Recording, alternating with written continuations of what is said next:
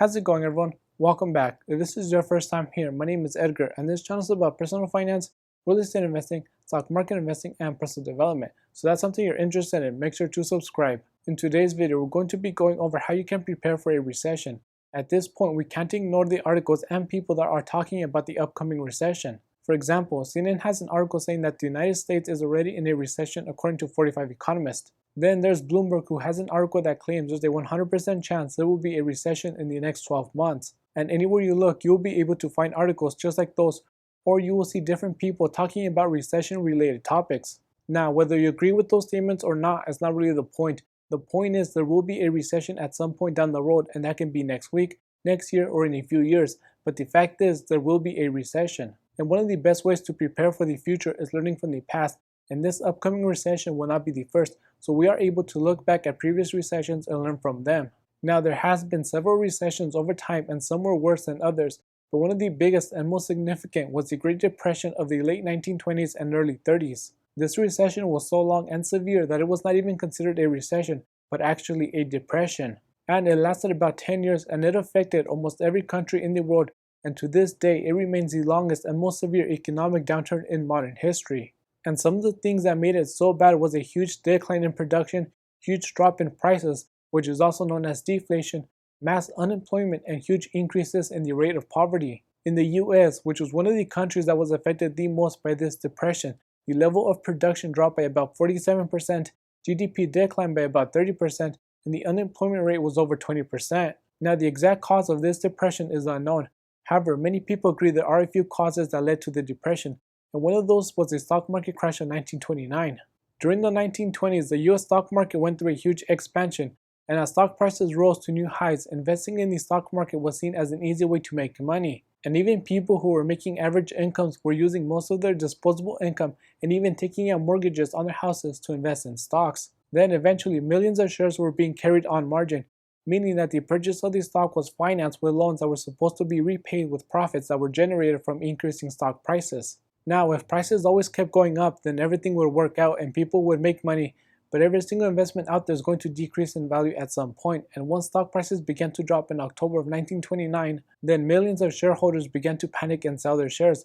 And the more people that sell, the more prices drop, which makes even more people panic and sell. Now, the Great Depression happened during the late 1920s and early 30s, so most of us were not around then, so it's hard to imagine what it was like, but most of us were here during the Great Recession of 2008. And I'm sure many people still remember how hard times were. The Great Recession is considered to be the second biggest economic downturn, only behind the Great Depression. However, the Great Depression was many times worse than the Great Recession. For example, the Great Depression lasted about 10 years, GDP dropped by about 30%, and the unemployment rate was over 20%. Now compare that to the Great Recession that lasted about a year and a half, GDP dropped by only 4.3%, and the unemployment rate was just under 10%. And even though there is normally many factors that lead to a recession, the Great Recession of 2008 was mainly caused by the subprime mortgage crisis and real estate speculation. Just like during the Great Depression where people thought stock prices would go up forever, the same happened during the last recession, only this time people thought real estate prices would go up forever. And as a result of this, lenders began making loans that had adjustable rates, which meant the initial payments were low and affordable, but soon after that the low rate began to increase and homeowners could no longer afford the house payments, so they defaulted on their loans and the house would go into foreclosure. Then there was people buying real estate with the intention of flipping the property and making money that way. And other times people would buy houses thinking they could sell it a year later and walk away with huge profits. And for some time that was true, but eventually everything came to a stop and many people were caught off guard, and as a result many people lost huge amounts of money. So with that quick history lesson in mind, we're going to look at some ways you can prepare yourself for the upcoming recession. And the first way to do that is by not making any quote-unquote investments based on speculation. A main cause of the Great Depression was speculation on stocks, and a main cause of the Great Recession was speculation on real estate. In both those times, many people lost huge amounts of money and many went bankrupt. Now, when times are good, it can be easy to confuse speculation with investing, but an investment is when you put money into an asset class as part of a long-term strategy to build wealth, while your speculation is when you put money into an asset class with hopes of making a short-term profit. So if you were someone who was speculating with stocks or real estate, then you probably lost money during the last recession. However, if you were an investor, then you would have held onto your investments even when their price was dropping because those investments were part of a long-term plan.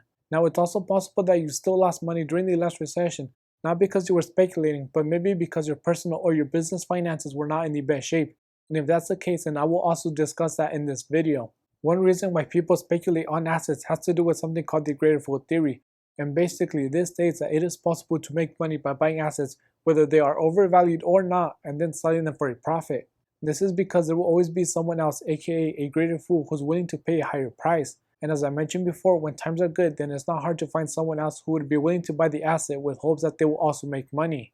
But eventually, there will be a point when there's no one else to sell to, and when this happens, the person holding the asset is going to be the one to take the loss. So with that in mind, whenever you invest into something, whether that's stocks, real estate, or another asset class, make sure you do your research on the investment and you try to reduce your risk as much as possible. And that means never making an investment solely with the intention of making a quick profit, because sooner or later it will backfire. And if you currently have any assets that you bought based on speculation, then you should really consider selling them before it's too late, especially if you already made some profit, because the last thing you want to do is be greedy and hold onto it for too long and end up losing money. Even though you cannot control what the stock market is doing or how real estate prices change during a recession, you can take steps that will help reduce your risk, and one of those things is not speculating, which I already talked about. But a second thing you can do is limit the amount of leverage you have. And this is another lesson that we should have learned from past recessions. For example, when I gave some background on the Great Depression, I talked about how many people took out mortgages on their houses in order to have more money to invest in stocks, and how many other people are buying stock on margin. Now, when the market is doing good, this is not a problem because the loan gets paid back with the profit that was made from the stocks. But if you buy stock on margin and the shares you bought go down in price and you don't have enough equity, then the broker can sell your stock so they can get their money back. And if they sell your stock below what you paid, then you're going to realize that loss, and at that point there's nothing you can do. Now, if you don't know what buying stock on margin is, then you're probably confused right now, so let me explain what I'm talking about. Basically, when you want to invest in stocks, you can have a normal cash account where you buy stocks using the cash that is available in your account. However, you also have the option of using a margin account, and this is where you can buy stock using borrowed money from your broker. Let's say you buy $20,000 worth of stock and $10,000 is money borrowed from your broker, and the other $10,000 is your money. If one day the value of your stock drops to $15,000, then your equity is now only $5,000. And we get this number by taking the value of the stock, which is $15,000, minus what you owe to the broker, which is $10,000, and that gives us $5,000 in equity. Now, whenever you buy stock on margin, the broker will have a maintenance requirement, which means you have to have a certain amount of equity in your account. And if the maintenance requirement is $4,000, then you're fine because your equity is $5,000. But if the maintenance requirement is $6,000 and your equity is only $5,000, then that's when you either have to deposit more money into the account or the broker will sell your shares so they can get their money back. And this is when leverage can get you into trouble, because if your stock drops in value and you don't have enough equity and you don't have more money to deposit into your account, then your broker will sell those shares so they can get their money back. So now you lost money, but there's also a chance that you owe money to the broker because the stock dropped so much that the money they got from selling the stock was not enough to cover the loan. Now compare that to someone else who also invested in the stock market, but this person only bought stock using the cash they had available. Even though both people had losses on paper, the person who bought on margin had an actual loss because their shares were sold. But the second person who didn't buy on margin is going to be in a better position to hold onto their shares until the price recovers, and therefore they did not lose money. Another example when using too much leverage can hurt you financially, especially going into a recession, is what happened during the Great Recession of 2008. During this time, many people were speculating with real estate and they thought the price of real estate would continue going up. So many people were buying property with large amounts of leverage, thinking they would be able to sell at a later time for a big payday. And for some time that was the case, but eventually the real estate market crashed and many of these people owed more money than what the property was worth, so many defaulted on their loans. Now compare that to someone else who also invested in real estate with leverage, but they kept their debt level low. This person would be in a much better position to make it through without defaulting on their loans and risk going bankrupt. Now, leverage can be a great tool when used appropriately. However, too much can really hurt you financially if things don't work out in your favor. Now, the second way you can prepare for the next recession is by getting your personal finances in order. And the first step to doing that is having an emergency fund.